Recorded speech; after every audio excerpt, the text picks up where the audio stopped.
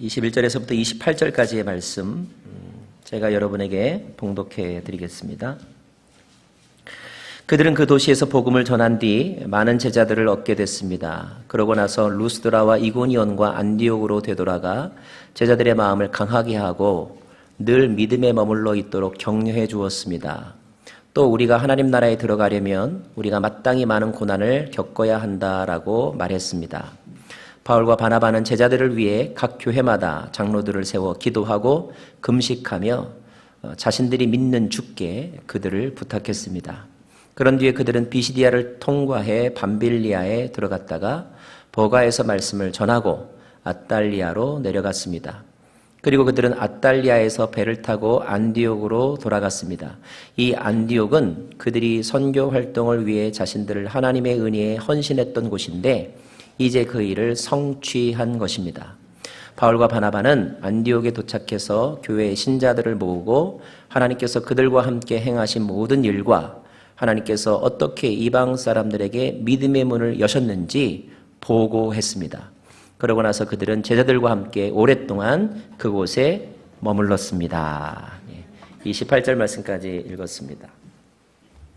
이번에 비전헌금을 할 때 저희 개인적으로 기도했던 액수가 있었는데 제가 기도했던 것보다 훨씬 더 많은 헌금들을 여러분이 해주셔서 제가 참 행복했고 또 하나님의 은혜가 참 크다 이런 생각을 했습니다.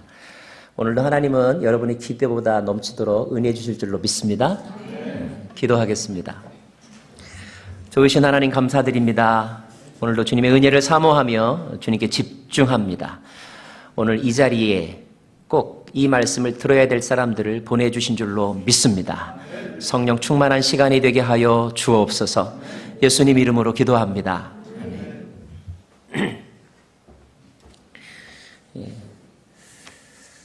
어딘가 멀리 가기 위해서는 공항을 이용하는 때가 있습니다.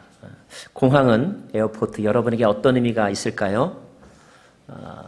있던 곳을 벗어난다는 자유로움, 또 새로운 곳을 갈 수 있다는 설레임. 저에게 있어서 공항은 전화하는 곳이라는 의미가 있습니다. 공항에 도착해서 비행기 탑승을 할 때까지 얼마 동안의 대기 시간이 있거든요. 그런데 그 대기 시간에 여러 가지 이렇게 떠오르는 생각이 있습니다. 평소와는 좀 다른 생각들. 마지막으로 한 번 더 이렇게 점검해야 되는 일들도 떠오르고요. 또 누군가에게 꼭 부탁해야 될 일들도 떠오릅니다. 그리고 인사해야 될 사람, 꼭 인사하고 싶은 사람들도 떠올라서 이렇게 문자를 보내거나 또는 전화를 하곤 합니다.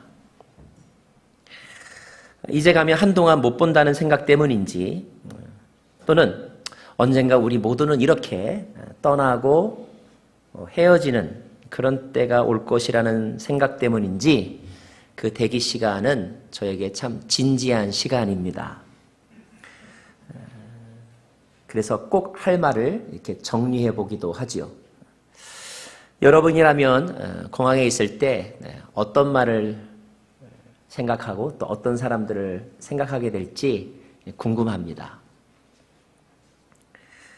지난주까지 우리는 사도 바울이 복음을 전한 도시들을 함께 살펴보았는데요.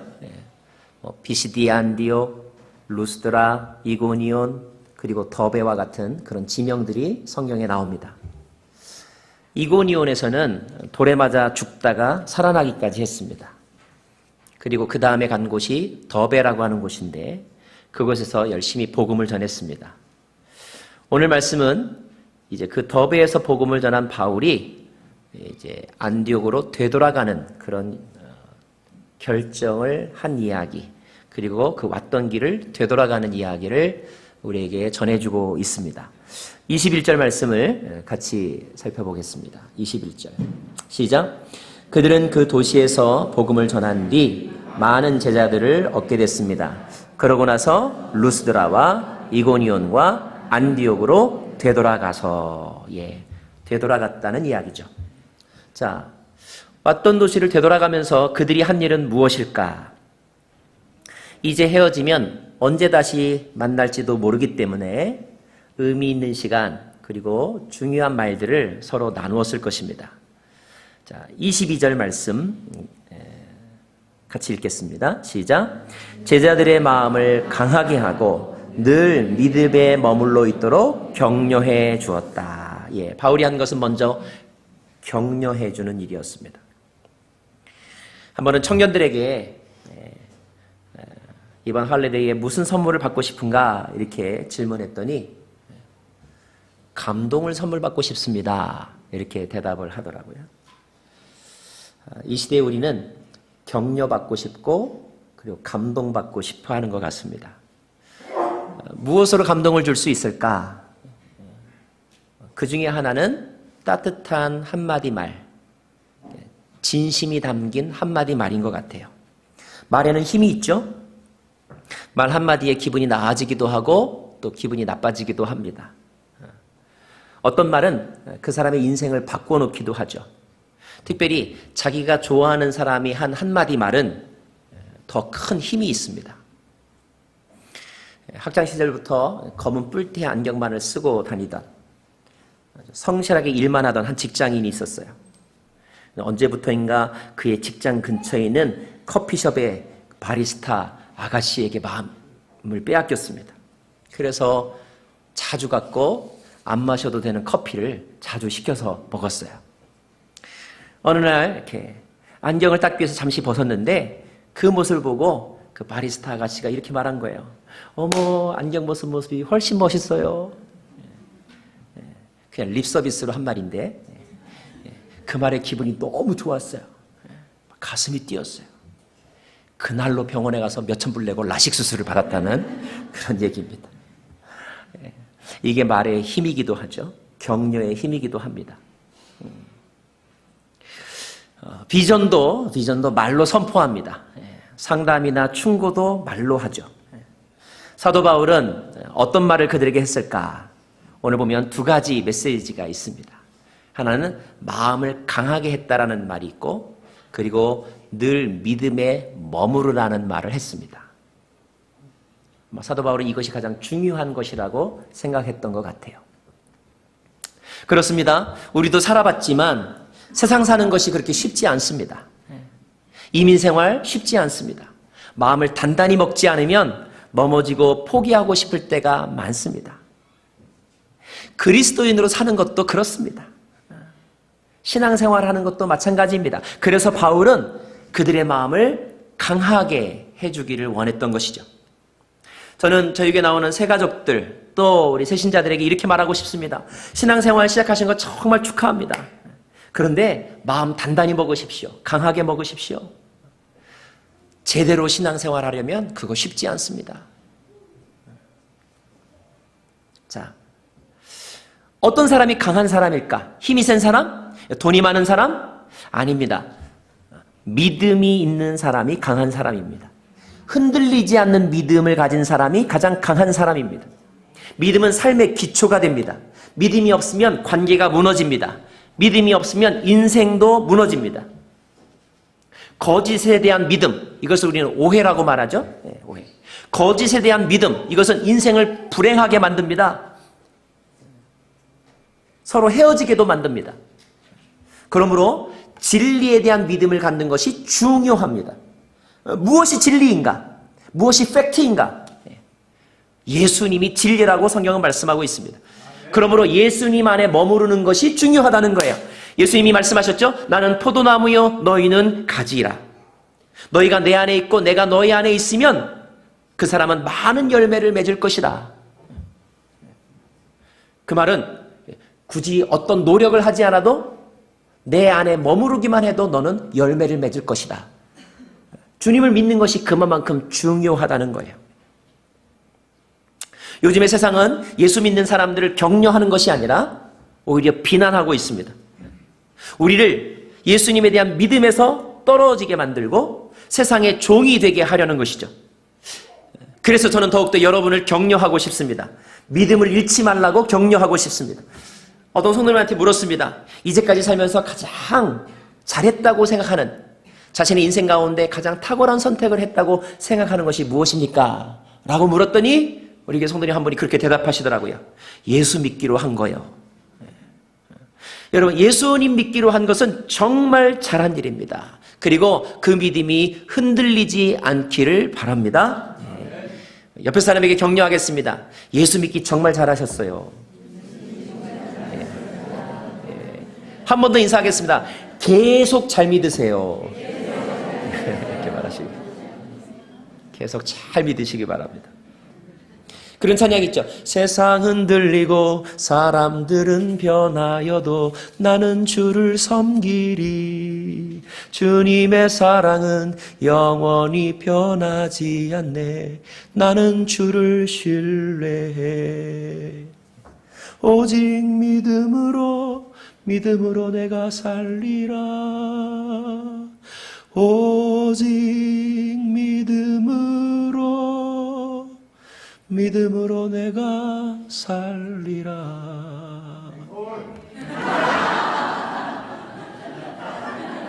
여러분, 세상을 살아가는데 가장 중요한 것은 믿음이에요. 믿음.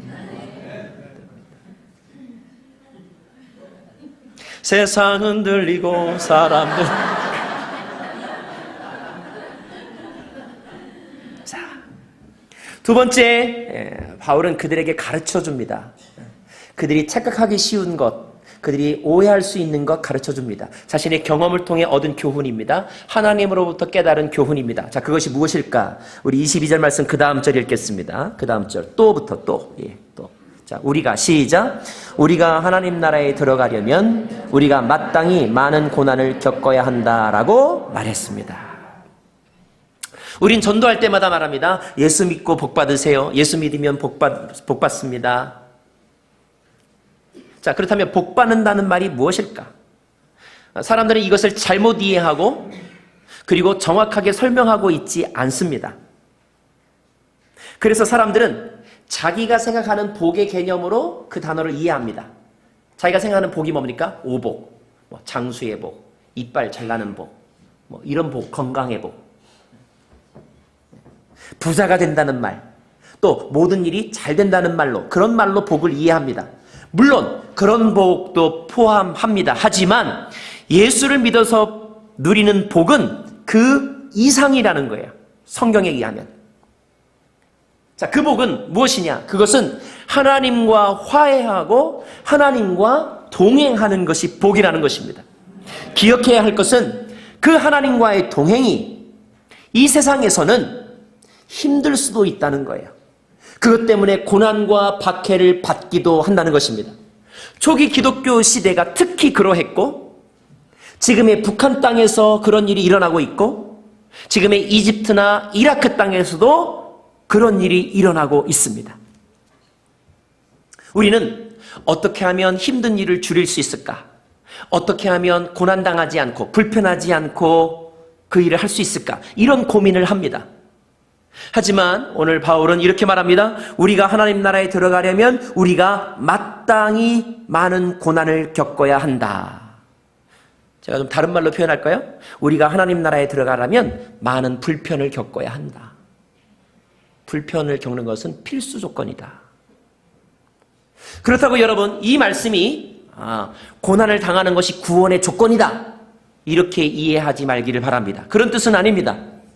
이것은 하나님과 동행하는 삶을 살다 보면 많은 어려움들을 겪을 수 있다는 거예요. 왜요? 하나님이 일부러 우리를 고생시키려고요? 아닙니다. 하나님의 나라는 이 세상의 법과 다르기 때문이라는 거예요. 때로는 이 세상의 법과 반대되는 삶을 살아야 할 때가 있기 때문에 그것이 그 사람에게 고난이 될 수도 있고 고통이 될 수도 있다는 것입니다. 때때로 하나님은 일부러 하나님의 자녀들을 고난의 상황 속으로 내어놓으십니다. 왜 그러실까? 그 고난이 그의 믿음을 더욱더 견고하게 하고 완전하게 만들 수 있기 때문이라는 것입니다. 말이 그렇지 여러분, 이렇게 신앙생활하다가, 아니 우리가 교회 봉사하다가 바울이 당하는 것과 같은 그런 어려움, 불편함, 그런 시련을 당하면 어떤 현상이 생길까요? 여러분, 교회 섬기다가 힘들면 여러분 어떻게 반응합니까? 힘들어서 못하겠어요. 이렇게 포기하든지 아니면 그 힘든 상황 속에서 더 하나님 앞에 의지하든지 제가 보니까 크게 두 부류의 성도님들이 계시더라고요. 바울은 포기가 아니라 그 고난을 당할 때 하나님을 더 의지하는 쪽을 택했습니다. 그랬더니 놀랍게도 하나님의 방법으로 선교가 이루어졌습니다. 그리고 그 고난 속에서 하나님의 주권적인 사랑을 경험했습니다. 그리고 그 고난을 겪으면서 더 하나님의 완벽한 지혜만을 의지하는 사람이 되었습니다. 아, 내 뜻과 하나님의 뜻은 다르구나. 내 방법과 하나님의 방법은 다를 수 있구나. 하나님의 지혜가 더 완전하구나. 하나님을 알아가게 되었다는 거예요. 사랑하는 여러분, 하나님의 나라는 편리함에 있지 않습니다. 오히려 하나님의 나라는 고난과 밀접한 관계가 있습니다. 고난을 통해서 우리는 세상을 의지하는 마음을 버리게 됩니다. 그리고 오직 하나님만의 신앙을 회복하게 되는 것이죠. 고난을 통해서 우리는 성숙해지게 됩니다. 고난을 통해서 우리는 감사의 이유를 깨닫게 됩니다. 이것이 성경이 우리에게 잊지 말라고 가르쳐주는 메시지입니다. 자, 바울이 또 한 일은 무엇인가? 돌아오면서 한 일은 무엇인가? 23절 말씀을 읽을까요? 23절 시작. 바울과 바나바는 제자들을 위해 각 교회마다 장로들을 세워 기도하고 금식하며 자신들이 믿는 주께 그들을 부탁했습니다. 주님께 그들을 부탁했다는 말씀이 있어요.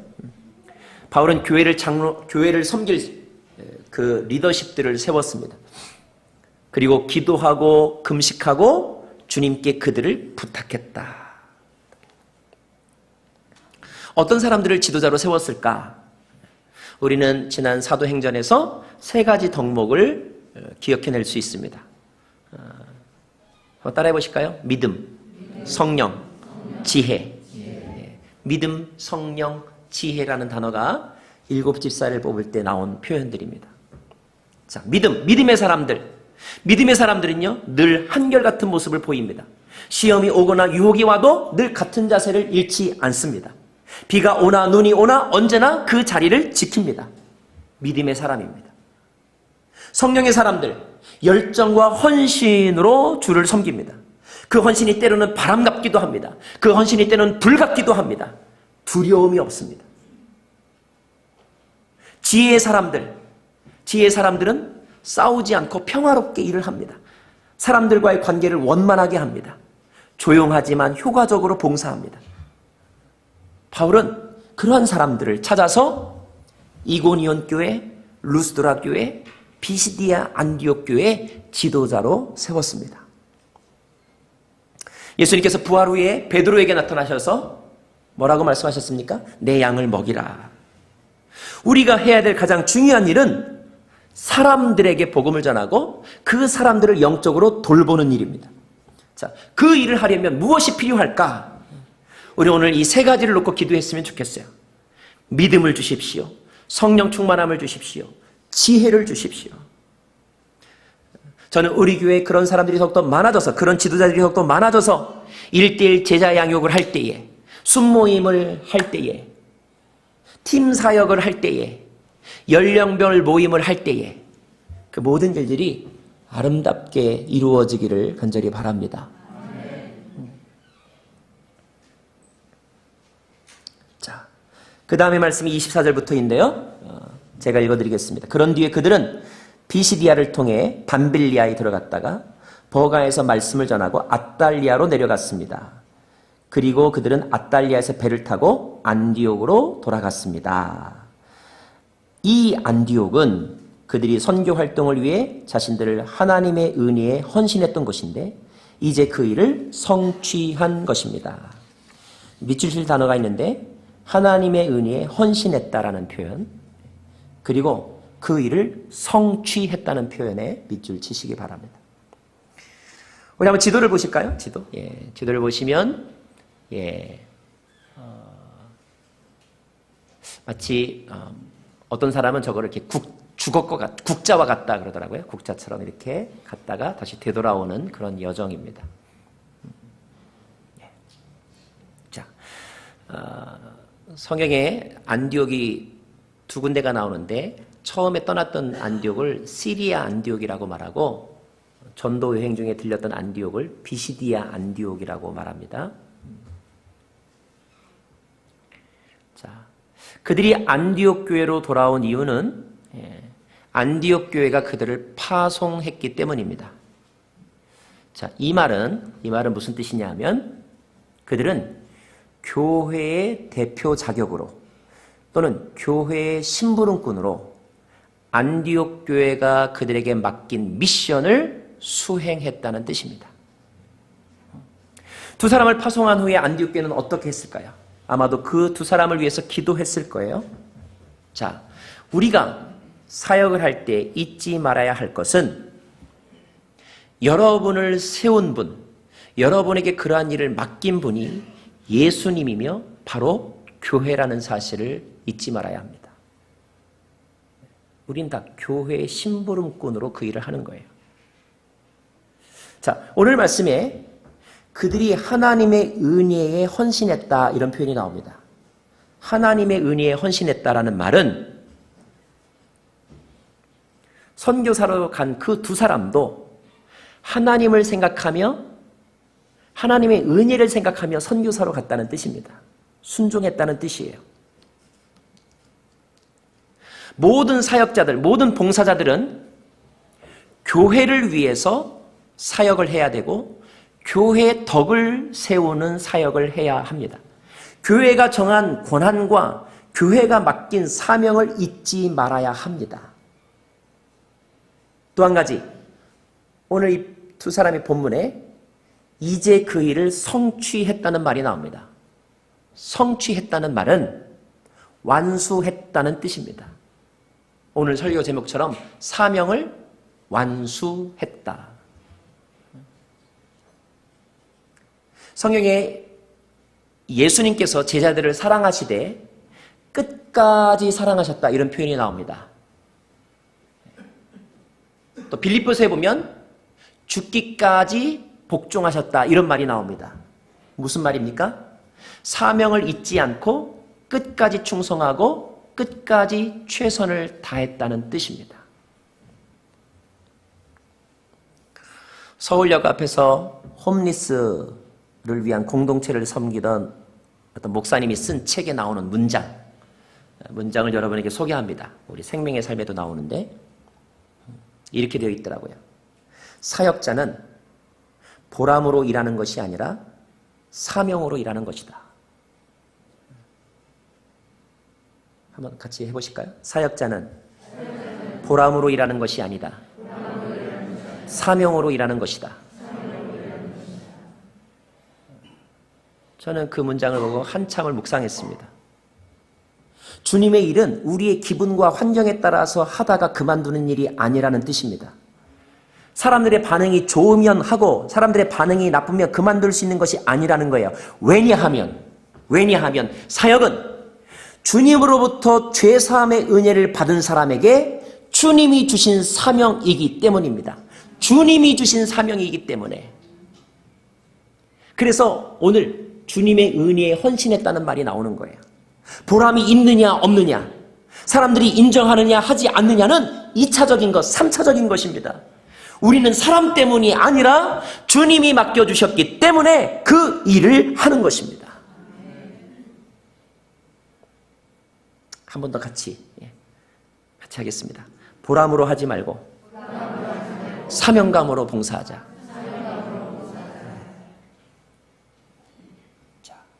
안디옥 교회에 돌아온 그들이 보고한 내용이 무엇일까? 27절 말씀 읽습니다. 27절. 시작.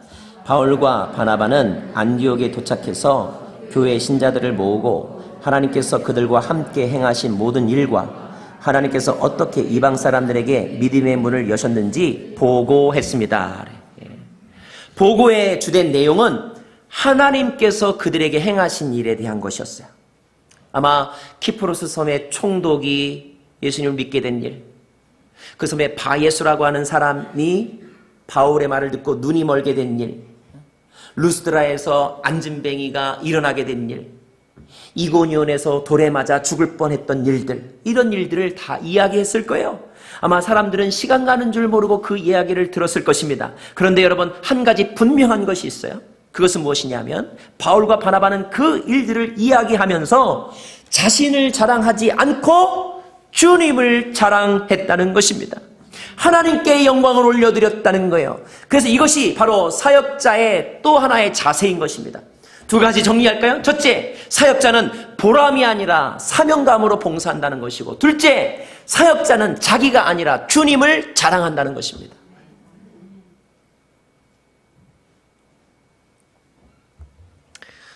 우리가 배워야 되고 우리가 기도해야 될 사역자의 자세입니다. 봉사자의 마음입니다.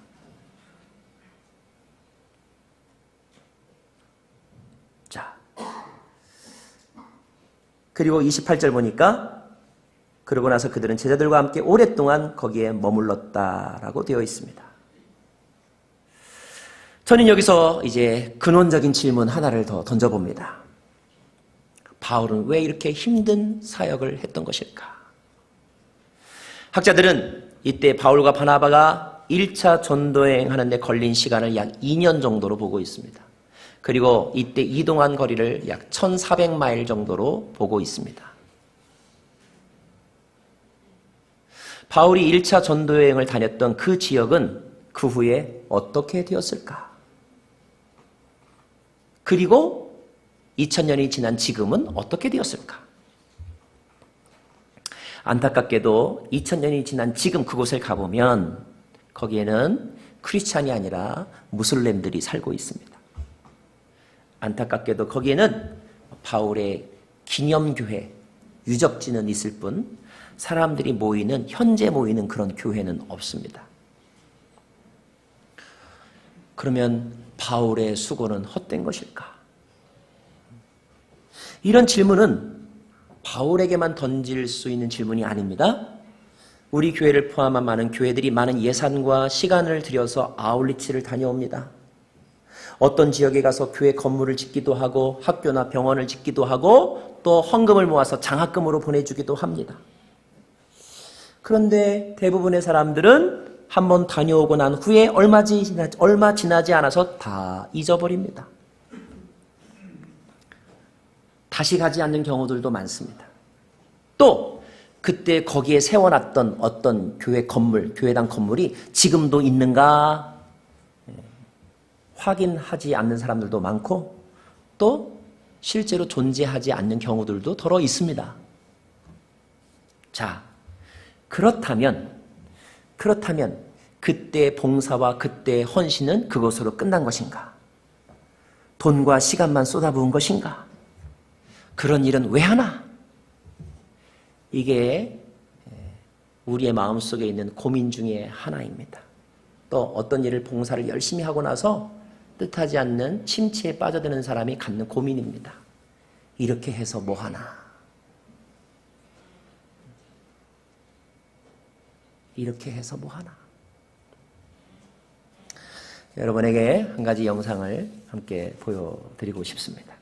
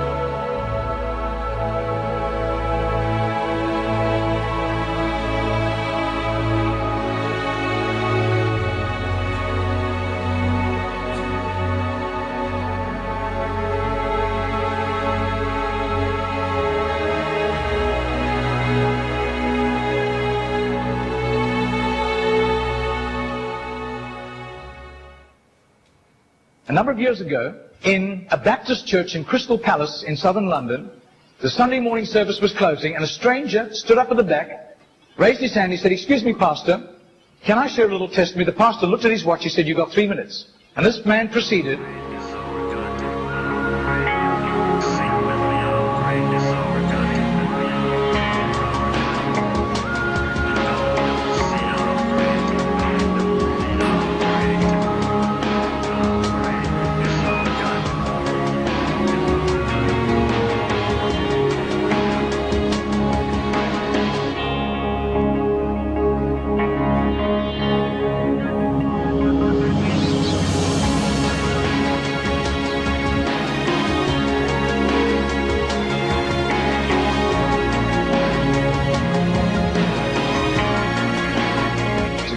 Now, this London preacher flew back to the UK and was speaking at the Keswick Convention in the Lake District. And he threw in these 3 testimonies. At the close of his teaching session, 4 elderly pastors came up and said, "We got saved between 25 and 35 years ago, respectively, through that little man on George Street giving us a tract and asking us that question." He then flew the following week to a similar Keswick Convention in the Caribbean, to missionaries. And he shared the testimonies. At the close of his teaching session, 3 missionaries came up and said, "We got saved between 15 and 25 years ago, respectively, through that little man's testimony and asking us that same question on George Street in Sydney." Coming back to London, he stopped outside Atlanta, Georgia, to speak at a naval chaplains convention.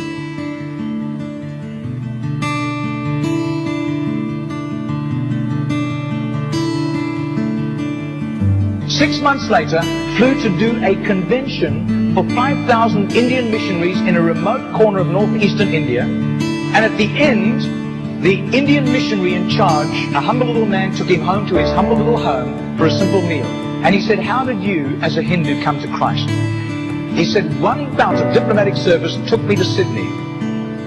And I was doing some last-minute shopping laden with parcels of toys and clothing for my children, walking down George Street. And this courteous little white-haired man stepped down in front of me, offered me a pamphlet, and said, 'Excuse me, sir, are you saved? If you die tonight, are you going to heaven?'" The splendor of the King, clothed in majesty. I do. His name is Mr. Genord, but I don't think he does it anymore. He's too frail and elderly. Joys, he wraps himself in light, and darkness tries to hide, and trembles at his voice, trembles at his voice. How great is our God? Sing with me, how great is our God? And all will see how great is our Margarita did a little count. That's 146,100 people.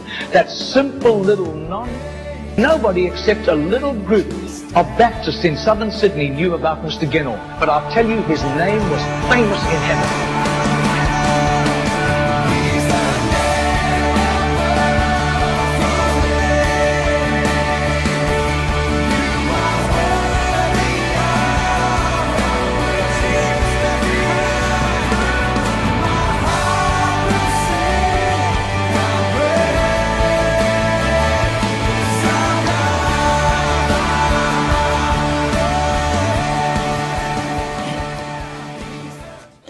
결론은 무엇입니까?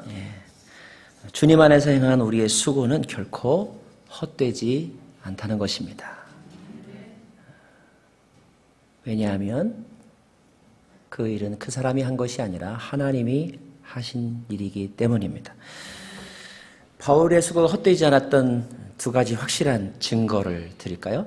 첫째는 이 1차 전도여행을 통하여서 디모데를 낳았다는 것입니다. 디모데. 또 하나의 확실한 증거는, 바울의 선교가 헛되지 않았던 확실한 증거는 지금 이곳에 모인 저와 여러분이 바로 그 증거입니다.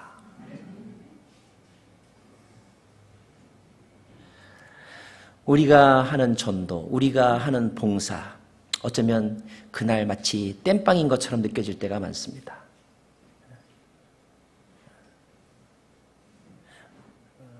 본인조차도 자기가 어떤 일을 했었는지 기억조차 못할 때도 있습니다.